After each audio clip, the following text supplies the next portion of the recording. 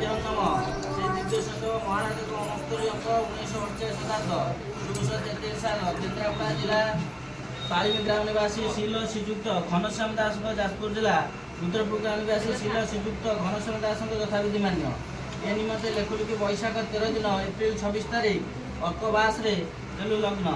ଲେଖୁଲିଖିରେ କନିଷ୍ଠ ଭାତା ଶ୍ରୀଯୁକ୍ତ ଶଙ୍କର ଚନ୍ଦ୍ର ଦାସଙ୍କର ଜ୍ୟେଷ୍ଠ ପୁତ୍ର ଆୟୁଷ୍ମାନ ସରୋଜ ବାବୁଙ୍କ ଉପଲକ୍ଷେ ଆମ୍ଭ ଶ୍ରୀଯୁକ୍ତ ବିମଳ ଚନ୍ଦ୍ର ଦାସଙ୍କର ଏକମାତ୍ର କନ୍ୟା ଆୟୁଷ୍ମତୀ ବିଜୟଲକ୍ଷ୍ମୀ ରାଣୀଙ୍କ ଶୁଭକର୍ଣ୍ଣକୁ ପଚାରିତ ବିହିତ ସୌଜନ୍ୟ ପ୍ରମାଣେ ବୈଶାଖ 16 ଦିନ ପଣ୍ଡିତ ବାସରେ ଏପ୍ରିଲ 1929 ତାରିଖ ମଙ୍ଗଳା ଦିବସ ବୈଶାଖ 17 ଦିନ ଏପ୍ରିଲ 30 ତାରିଖ ବୃହସ୍ପତି ବାସରେ ବିବାହ ପାଣି ଗ୍ରହଣ।